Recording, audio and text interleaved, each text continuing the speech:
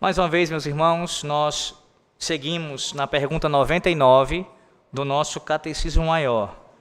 Então, nós estamos ainda nela.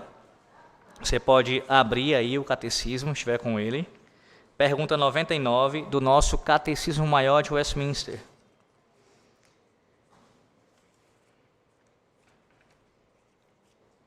Hoje, nós veremos a terceira e a quarta regras. Terceira e quarta regras que servem aqui, que devem ser observadas para a boa compreensão, a compreensão correta dos 10 mandamentos. Então, eu lerei a pergunta e também lerei a resposta. Ouçam, a pergunta diz: que regras devem ser observadas para a correta compreensão dos 10 mandamentos? Resposta, regra 3 e 4. Regras 3 e 4. 3. Que uma mesma coisa é exigida ou proibida de modos diferentes em mandamentos diferentes. E número 4. Que onde um mandamento é ordenado, o pecado contrário é proibido. E onde um pecado é proibido, o mandamento contrário é ordenado. Assim, onde se anexa uma promessa, se inclui a ameaça contrária, e onde se anexa uma ameaça, se inclui a promessa contrária. O que a gente já aprendeu até aqui? Que para você conseguir compreender corretamente os 10 mandamentos, você primeiro precisa entender que a lei do Senhor ela é perfeita. A lei ela é perfeita. Ela expressa perfeitamente o caráter de um Deus que é perfeito, Deus Santo. Então, toda a lei, ela é perfeita. E logo isso exige de nós um cumprimento que é perfeito. Nós não conseguimos fazer isso após o pecado, obviamente, mas o nosso Senhor e Salvador Jesus Cristo, Ele o fez, cumpriu perfeitamente as exigências da lei. Mas isso não significa dizer que elas deixam de existir, mesmo sendo pecadores. O nosso alvo sempre deve ser obedecer perfeitamente à lei do Senhor Deus, ainda que tenhamos a consciência que nessa vida não conseguiremos alcançar. Todavia, isso de fato acontecerá quando o Senhor retornar. A lei do Senhor Deus também ela é espiritual. Você também já aprendeu isso. Ela possui uma natureza que é espiritual. E essa característica da lei, o fato dela ser espiritual, isso tem especialmente ligação com o fato de que ela deve ser aplicada a todo o ser humano. Não entenda isso simplesmente como a todos os seres humanos, mas ao indivíduo em seu ser por completo. Ao seu corpo e à sua alma, e a todo o seu ser, no que diz respeito à sua vontade, ao seu entendimento e às suas afeições. Todo o homem por inteiro, deve se submeter à lei de Deus, porque ela é espiritual. Ela não se aplica somente àquilo que é externo a nós, mas também àquilo que é interno. Pois bem, já aprendemos tudo isso. Agora vejamos a terceira e quarta regra. Primeira e terceira regra. Veja a terceira regra. E aí, se você não ler com muito cuidado, com muita atenção, você pode acabar se confundindo na maneira de interpretar aqui a regra.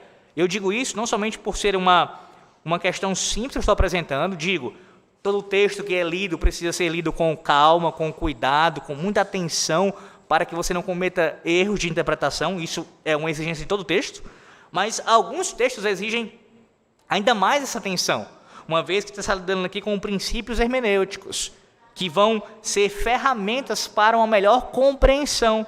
E há uma linguagem, não tem como fugir disso, há uma linguagem aqui, especialmente nessas regras aqui, que tem uma característica mais técnica. Não dá para você fugir disso. E deixa-me tocar um pouquinho mais nesse assunto. Eu sei que eu preciso expor a regra, mas é interessante falar sobre isso também, até para os irmãos também crescerem nesse entendimento, nessa compreensão. Meus irmãos, ao passo que nós vamos crescendo no conhecimento da palavra de Deus, o que Deus espera de nós é que nós saiamos do leite para o quê? O alimento sólido. Essa é uma comparação que o apóstolo Paulo faz escrevendo aos Coríntios. Essa é uma comparação que o autor aos Hebreus, que não poucos entendem, que é o próprio apóstolo Paulo também, faz com relação à necessidade de um crescimento comparado com a nossa vida.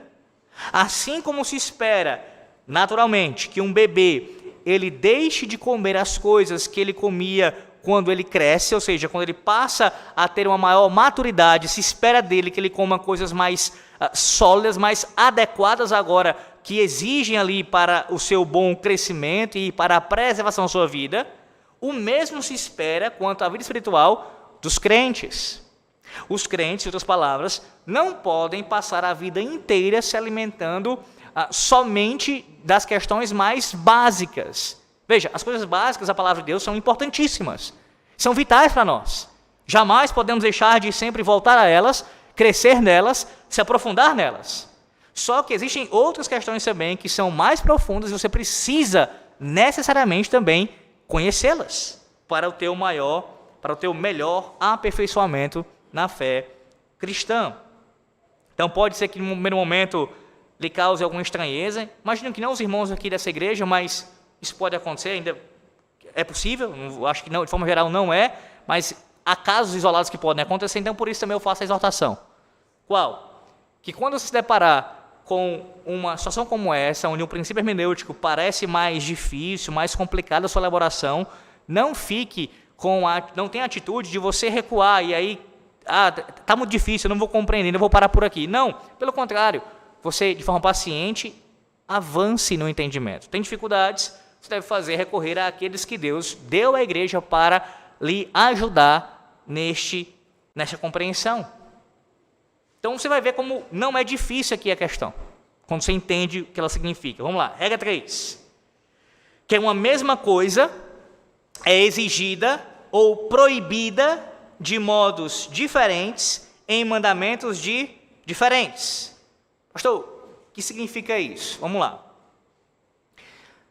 Um dever, ele pode ser exigido, um dever específico, ele pode ser exigido em mais de um mandamento, de modo diferente. Ou seja, veja, pegando a expressão da regra, uma mesma coisa, nesse caso, um dever, uma mesma coisa, pode ser exigida por mandamentos diferentes, isto é, a partir de 2 mandamentos, de modos diferentes. Exemplo. Pense com relação ao 4º mandamento. O 4º mandamento você já lembra logo imediatamente o quê? Da guarda do dia do Senhor. Mas dentro da ordem para se guardar o dia do Senhor, Deus nos ordena que nós trabalhemos 6 dias. 6 dias trabalharás e farás neles toda a tua obra. Então, o 4º mandamento, ele exige não apenas o descanso, mas também o trabalho. O cumprimento do 4º mandamento, ele inclui não apenas o descanso, mas também o trabalho. Ora, só há descanso verdadeiro se houver trabalho. Trabalho. Agora pense no 8º mandamento. Não furtarás. O 8º mandamento proíbe a qualquer indivíduo se apossar daquilo que não lhe pertence de maneira ilícita. A essência do 8º mandamento, a sua essência, é exatamente a ordem para trabalhar.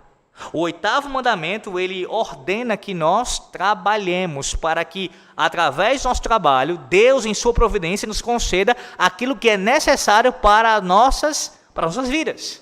Então perceba que tanto o 4º mandamento, quanto o 8º mandamento, os dois são mandamentos diferentes, distintos, e de maneiras distintas exigem a mesma coisa. Exigem a mesma coisa. Sendo que o 4º mandamento coloca isso em caráter positivo, 6 dias trabalharás e farás nele toda a tua obra, o que inclui também recreação, tá? Sempre gosto de salientar isso, trabalho, recreação, tudo nos 6 dias. E o 8º mandamento está exigindo a mesma coisa, só em termos negativos, não furtarás. Deixa eu dar um outro exemplo. O 1º e o 2º mandamento. O 1º mandamento diz: não terás diante de mim outros deuses, ou colocando melhor, não terás outros deuses diante de mim.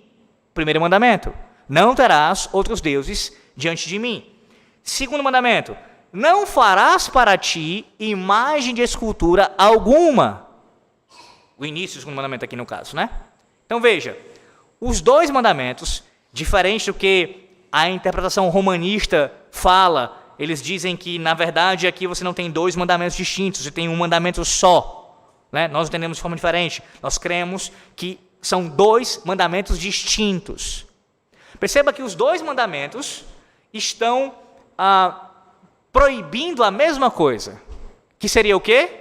De forma mais básica aqui, imediata, que você vê, percebe de forma tão clara, os dois mandamentos proíbem a idolatria. O primeiro diz, não terás outros deuses diante de mim. O segundo diz, não farás para ti imagem de escultura alguma. Mas observe que os dois, eles fazem isso, proíbem a mesma coisa, só que de modos distintos. Enquanto o primeiro mandamento foca na proibição da idolatria, no que diz respeito a criar um outro Deus, fazer um outro Deus, prestar culto a um outro Deus que não é o Deus verdadeiro, o segundo mandamento está proibindo a idolatria em termos de adorar o Deus verdadeiro, conforme ele não ordenou. Ou seja, através de um culto que é falso. Observe, os dois mandamentos são distintos, um é o primeiro, o outro é o segundo, proíbem a mesma coisa, mas de maneiras distintas. Percebe como a regra ela vai ficando clara quando você começa a aplicar ela aos mandamentos, aos 10 mandamentos, que uma mesma coisa é exigida ou proibida de modos diferentes em mandamentos diferentes. Então, sim, tanto um dever, ou seja, algo que você e eu devemos fazer, pode e aparece sendo exigido em mais de um mandamento, ou seja, em mandamentos distintos, de formas distintas, e também proibições. Proibições, elas aparecem em mais de um mandamento de formas distintas. Pense com relação a proibições aqui. Nesse caso do 7º mandamento, diz, não adulterarás. Só que certamente para alguém quebrar o 7º mandamento, ele precisa quebrar o 10º mandamento. Porque alguém que adultera, certamente antes disso ele já cobiçou. Então veja, os dois mandamentos estão proibindo, e o 10º mandamento, você lembra que ele diz não cobiçarás, e ele vai descrever e citar, não cobiçarás, por exemplo, a mulher do teu próximo. Isso é uma quebra do 7º mandamento, mas também é do 10º mandamento. Os dois estão proibindo a mesma coisa, só que de maneiras distintas, em mandamentos distintos. As duas coisas em mandamentos distintos. Talvez você se pergunte, mas, pastor, por que há tanta sobreposição entre os mandamentos? O que isso acontece? Ora, lembre-se que os mandamentos, eu sempre gosto de voltar bater nessa tecla, porque isso é importante você ter em mente, a lei do Senhor Deus diante de você, nesse sentido, ela é uma expressão fiel do caráter do próprio Deus, o seu caráter santo. E uma vez que ela revela Deus fielmente, você acha mesmo que a lei do Senhor Deus seria simplória? Que nessa lei, nessa revelação, não teriam minúcias, não teriam vários detalhes, vários aspectos importantíssimos, para que você pudesse meditar neles? Além disso, veja, o homem, nós somos criados à imagem e semelhança do Senhor nosso Deus. Logo, nós somos complexos em nossa própria estrutura. Existem vários aspectos das nossas vidas, distintos. Então, a lei do Senhor Deus, os mandamentos vão se sobrepondo também nesse sentido, para serem aplicados às diversas circunstâncias de nossas vidas.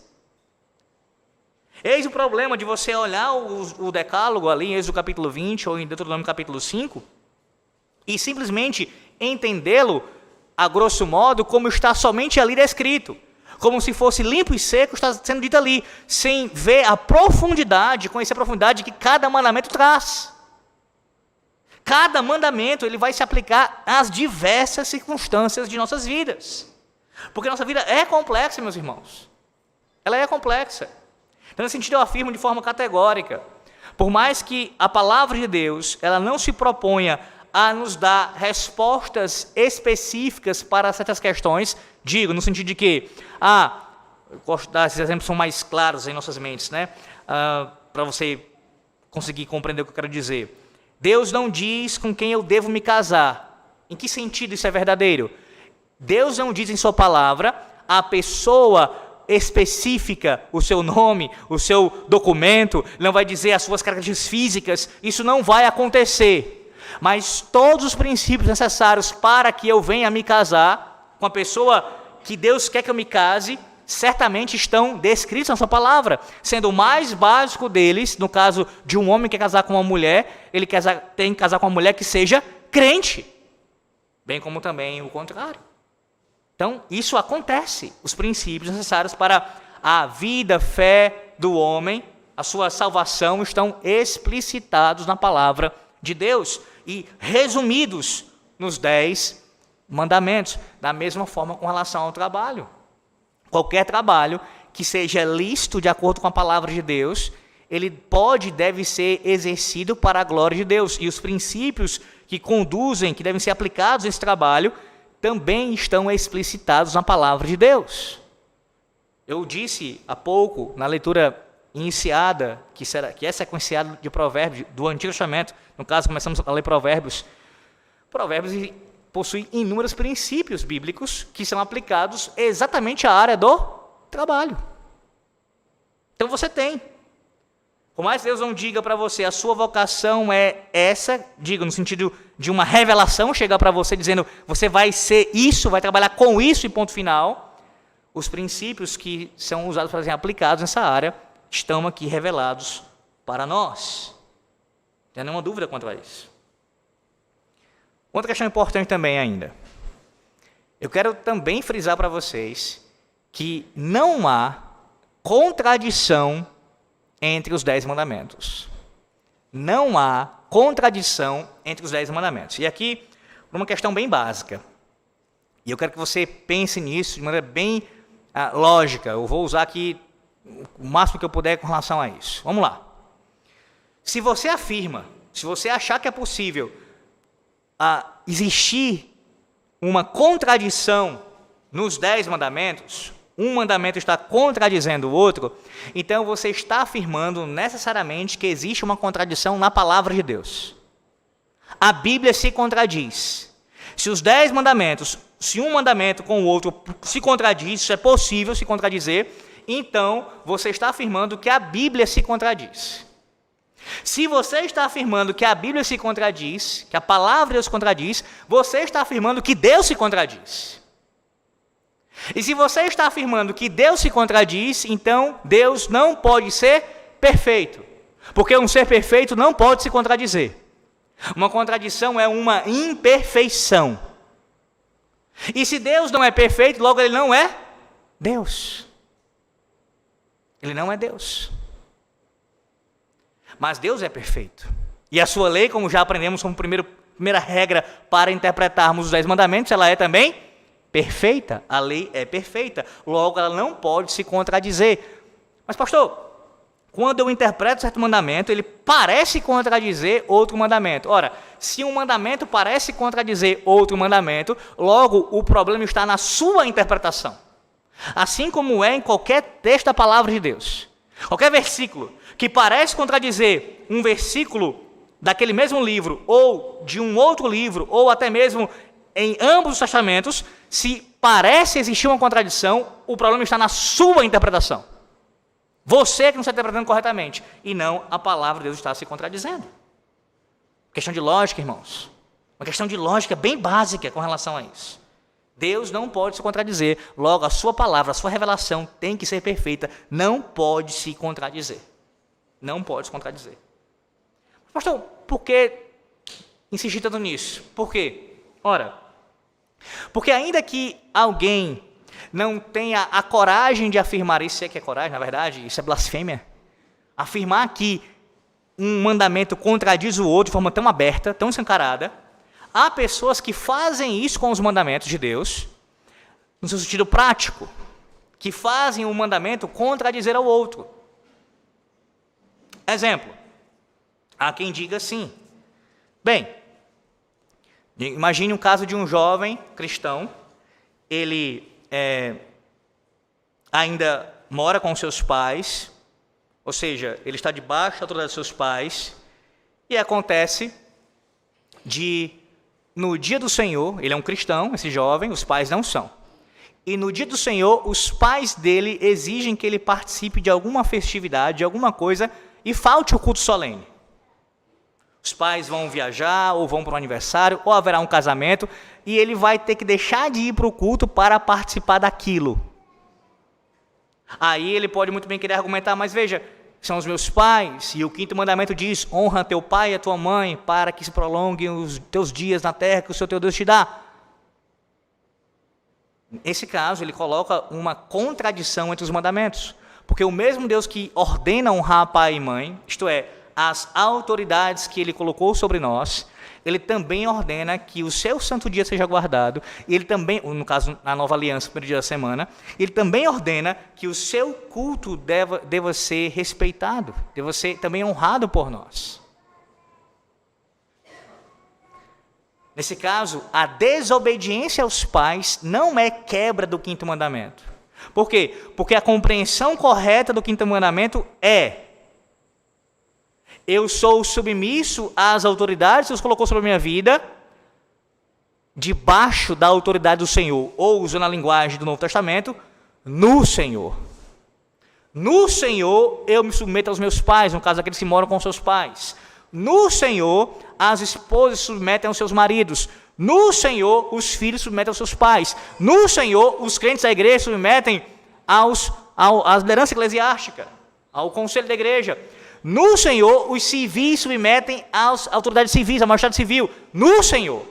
Se a autoridade ela ultrapassar os seus limites e exigir algo que o Senhor Deus condena, então o subordinado tem por obrigação desobedecer. Desobedecer. O que não é quebra do mandamento, pelo contrário, é um cumprimento dele.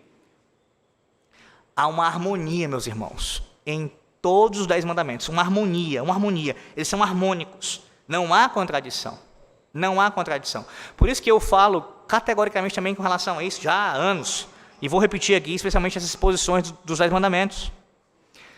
Eu me oponho àquela ideia que é muito comum e ensinada até mesmo por pastores, e eu lamento por isso, de falar de uma escolha por um mal menor, como se eu pudesse escolher um mal menor. A ideia é essa: existem certas circunstâncias na vida que eu não tenho o que fazer. Se eu escolher A, eu peco. Se eu escolher B, eu também peco. Se eu escolher C, eu também vou pecar. Então eu vou escolher a opção que eu peque menos, o mal menor. Ou seja, há quem defenda que existem circunstâncias que você precisa se posicionar e qualquer uma delas será pecaminosa. E você tem a obrigação de escolher aquilo que é menor pecado. Ora, o que é isso se não colocar uma contradição nos mandamentos divinos? O indivíduo está dizendo o seguinte, que em algum momento um mandamento vai se chocar com o outro. E quando isso acontecer, eu vou ter que escolher entre um e outro. É isso que vai acontecer na prática. Aquela mesma ideia, aquele exemplo que eu acho que ele é bastante específico, mas que pode acontecer em alguma circunstância. O que é que eu devo escolher? Preservar a vida de alguém ou mentir? Há exemplos bíblicos disso. Pense nas parteiras, Sifra e Puá, lá no Egito. Pense em Raabe. Ora, a mentira sempre será pecaminosa, mesmo que seja na intenção de salvar a vida de alguém. Continua sendo quebra do 9º mandamento. Não dirás falso testemunho, ainda que o efeito tenha sido algo bom, ou seja, a preservação da vida, a maneira pela qual foi feito foi pecaminoso. Imagine quando alguém que é crente casa com descrente e diz, olha, eu casei com aquela mulher descrente, no caso da mulher, eu casei com aquele homem descrente, e Deus usou da minha vida para evangelizar o meu cônjuge, ele foi salvo depois do casamento. Ora, o meio pelo qual isso aconteceu foi pecaminoso. Deus graciosamente salvou o cônjuge, mas a maneira pela qual aconteceu, Deus não aprova isso. O casamento foi um casamento misto, fora da aliança. Então, não, os mandamentos não se contradizem. Para pensar sobre isso. Se esse tipo de situação fosse verdadeira, qual? Que eu sempre preciso escolher algo, mesmo que aquilo seja pecaminoso, eu tenho que escolher o mal menor. Então, se isso é verdade para nós, isso também foi verdade para o Senhor Jesus Cristo. Por quê? Porque ele, sendo Deus, encarnou-se e fez homem. E ele provou todas as tentações que nós provamos, experimentamos, sem pecado. Mas ele foi tentado em tudo. Então, como homem, plenamente homem que ele é, em algum momento da vida dele, ele teria, se isso fosse verdade, que escolher entre tomar essa atitude ou aquela atitude. E entre uma e outra, haveria um choque ali que ele teria que escolher o mal menor. Isto é, entre pecar mais e pecar menos, ele teve que escolher uma atitude, um caminho que pecasse menos. Mas nunca houve essa bifurcação, esse tipo de situação onde Jesus tivesse que escolher entre pecar mais, pecar menos ou pecar de um jeito. Não, sempre existe não pecar. Sempre há o caminho de não pecar. O problema é que o homem, na sua condição de pecador, como nós somos, nós sempre tendemos a escolher aquilo que é pecaminoso. Aquilo que é mais fácil para mim. Que vai, no caso, que não vai me trazer problemas, ou que vai trazer menos problemas para mim. Mas sempre o caminho da santidade, ele é possível. Nós não sempre tomamos esse caminho, essa é a verdade. Mas que ele sempre é possível, sempre é possível. Sempre é possível. Além disso, irmãos, isso, quando você coloca um mandamento contra o outro dessa maneira, você cria um problema ontológico no ser de Deus. O mesmo Deus, falando aqui de vida e verdade, o mesmo Deus que é vida, que exige a preservação da vida, é o Deus que é também verdade. Ele é vida e ele é verdade. Então você deve valorizar a vida, amar a vida, preservar a vida sua e do seu próximo, mas também amar e viver a verdade, preservar a verdade. Há uma harmonia nos 10 mandamentos. O problema está em nós, que somos pecadores, e nós não conseguimos compreender isso e aplicar perfeitamente isso em nossas vidas. Concluo essa parte dizendo o seguinte, que esse tipo de entendimento, qual? De falar de escolher um mal menor, que eu preciso escolher um mal menor, esse tipo de fala é um problema que os cristãos têm em seu entendimento de ética cristã. E isso é usado principalmente, não somente, mas eu tenho ouvido com frequência isso, em períodos de eleição. Não é um momento ainda para aprofundar essa questão, vai chegar um dia, se Deus me conceder a oportunidade, mas deixa só eu tocar um pouquinho nisso, só um pouquinho. Alguns argumentam, você é obrigado a votar em A ou em B. O A é um mal menor, os dois são males, mas vote em A porque é um mal menor. Não, eu não sou obrigado. O fato de eu me posicionar e dizer que eu não voto em nenhum dos dois é um posicionamento. Não é omissão. Eu estou dizendo que eu não posso compactuar com nenhum dos dois. Com nenhum dos dois. Porque os dois são duas situações onde eles violam a lei de Deus. Então eu não posso escolher aquilo que aparentemente para mim seria algo menor, inferior, em termos de males.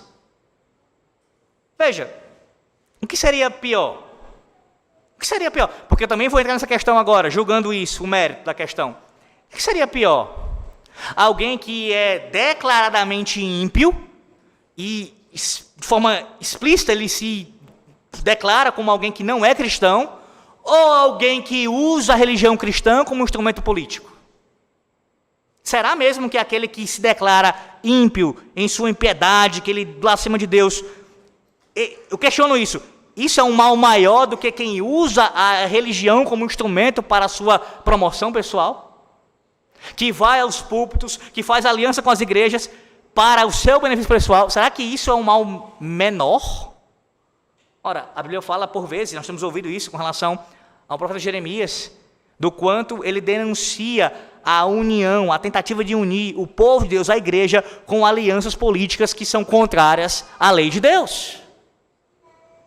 Então, Como eu disse, eu questiono até mesmo esse julgamento. Mal menor, será mesmo que é um mal menor? Mas ainda que seja, ainda que você entenda, não, é um mal menor. Quem diz que eu tenho que escolher entre um e outro? Eu não escolher entre um e outro, eu dizer que eu não escolho nenhum dos dois, é um posicionamento, e eu estou dizendo, eu não faço aliança com nenhum dos dois. Pegue isso com relação ao casamento. Rapaz, tem 2 meninas na igreja, eu sou solteiro. As duas, uma é descrente e a outra é quase crente. Eu vou escolher o mal menor. Qual é o sentido disso? Uma, ela parece que está buscando o Senhor, mas ainda... Veja, os dois, eu não sou obrigado a escolher entre uma e outra. Eu posso e devo muito bem não escolher nenhuma das duas. No caso aqui, eu não sou solteiro, eu estou falando aqui, obviamente. Percebe? Pegue esse princípio e aplique isso às demais questões também. Eu devo escolher? Claro que não. Sim, eu devo escolher nenhuma das duas opções, porque as duas são quebras da lei de Deus. Sempre há uma terceira via. E não é a terceira via que se apresenta aí fora da política, não. Uma terceira via de santidade, de piedade. Bem, veja a quarta regra agora. Quarta regra. E aqui a gente poder fazer uma síntese e concluir. Quarta regra. Espero ter entendido a terceira, né? Que em uma mesma coisa é exigida ou proibida de modos diferentes, em mandamentos diferentes. Pode ser exigida, como pode ser proibida, uma mesma coisa, em mandamentos distintos, de forma distintas. Quarta regra. Que onde um mandamento é ordenado, o pecado contrário é proibido. E onde o pecado é proibido, o mandamento contrário é ordenado. Assim, onde se anexa uma promessa, se inclui a ameaça contrária. E onde se anexa uma ameaça, se inclui a promessa contrária. Veja, o princípio aqui também é muito claro, de você conseguir compreender. A ideia é a seguinte. Aquilo que um mandamento, ele proíbe, ele está... no caso, a ordenança contrária àquilo está sendo dada como exigida pelo Senhor. Deixa eu tentar colocar isso melhor. Vamos lá. Em termos práticos. Quando Deus diz, não farás outros deuses diante de mim, você tem uma proibição. O Senhor está dizendo, você não pode criar um falso Deus. Você não pode ter ídolos. Não pode. É uma proibição. Pois bem, esta mesma proibição que diz para você não prestar culto a falsos deuses, ela está te exigindo que você preste culto ao Deus verdadeiro. Então, no mesmo mandamento, aquilo que está sendo proibido, o dever contrário é exigido.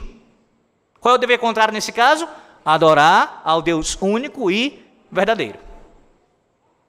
No caso do o segundo mandamento fala sobre não prestar culto falso a Deus, pela sua própria imaginação, fazendo imagens, prestando um culto de acordo com a sua vã imaginação.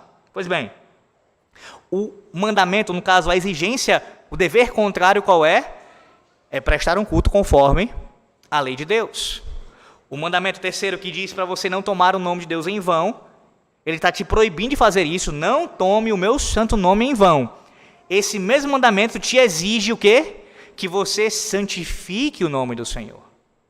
Santifique o nome do Senhor. Nós veremos ainda, quando chegar em cada mandamento, que cada um deles tem inúmeras aplicações, tá, irmãos? Eu estou só aqui falando a coisa mais resumida possível.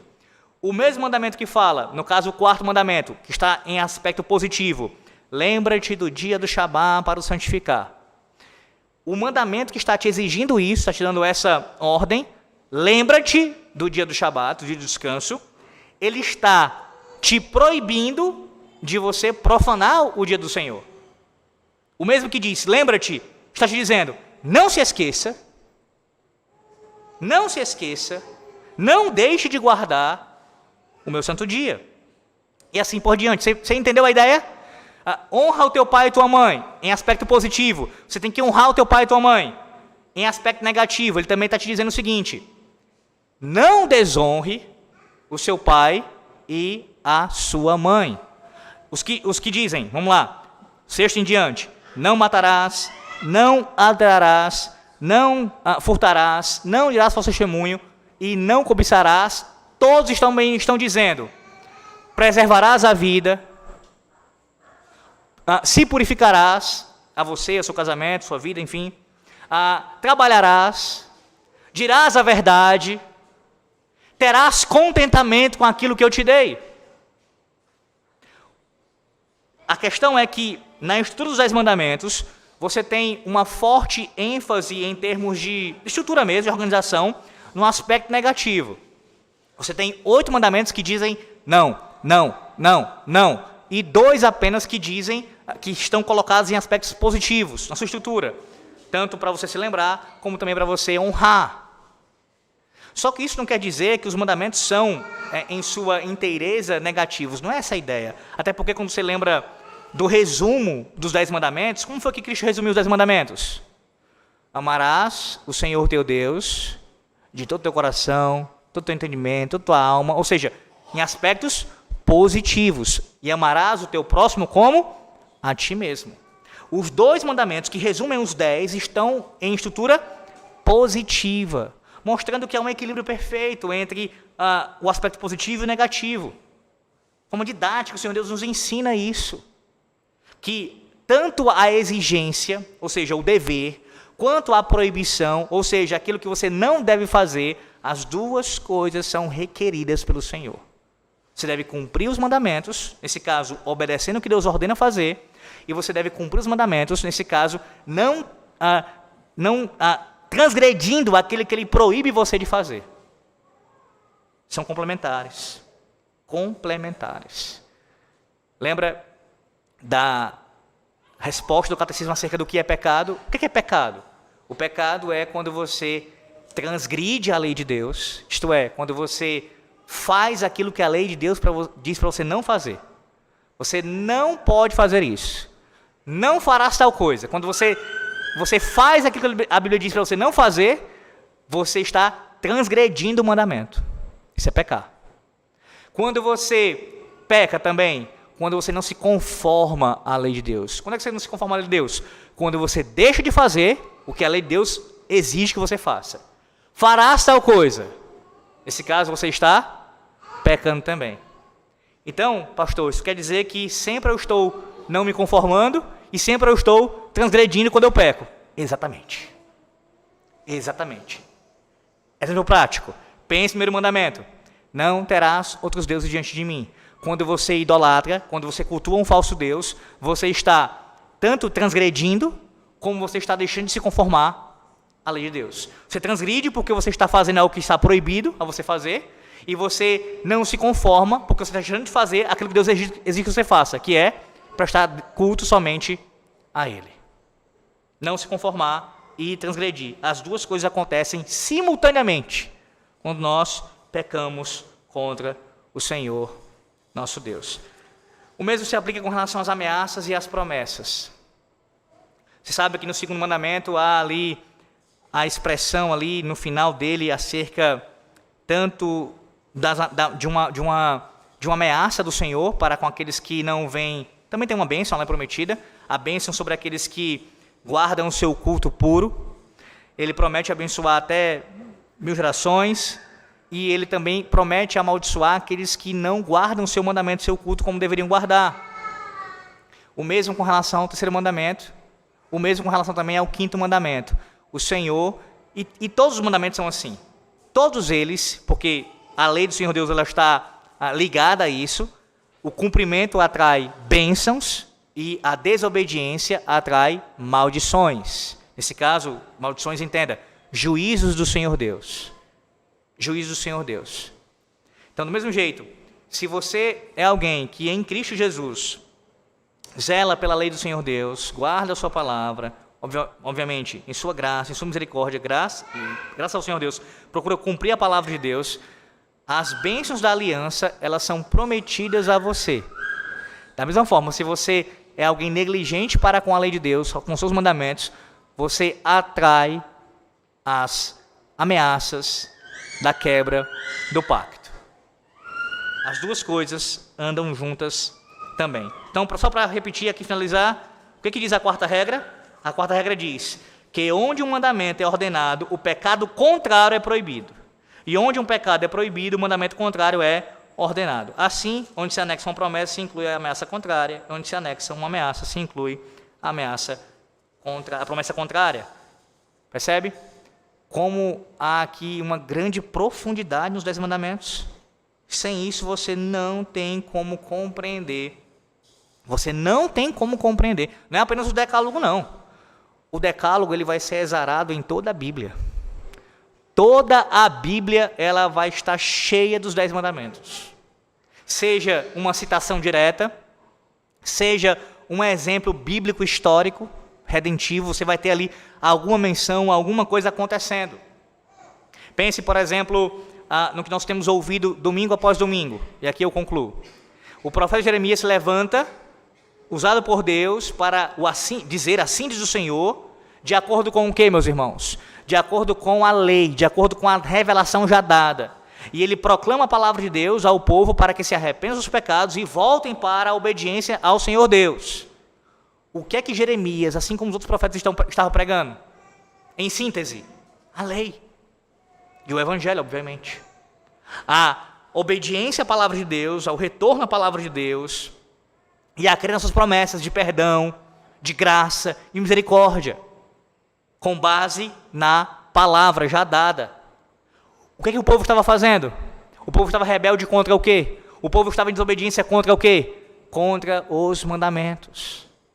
Não apenas o primeiro mandamento, o segundo com relação à idolatria, mas tantos outros, todos eles, na verdade, em última instância, estavam sendo quebrados pelo povo, pela sua transgressão aos mandamentos de Deus. Então não, isso não é pouca coisa, pelo contrário. Essa é a palavra do nosso Deus, essa é a sua santa revelação, a sua lei. E você precisa compreender bem as regras para interpretar corretamente os 10 mandamentos. Caso contrário, certamente você terá muitas dificuldades, não apenas em compreender o que o texto diz, mas também em aplicar à sua vida o que a palavra de Deus exige de você. Que Deus nos ajude a assim fazermos no Senhor e para a glória do Senhor nosso Deus. Amém.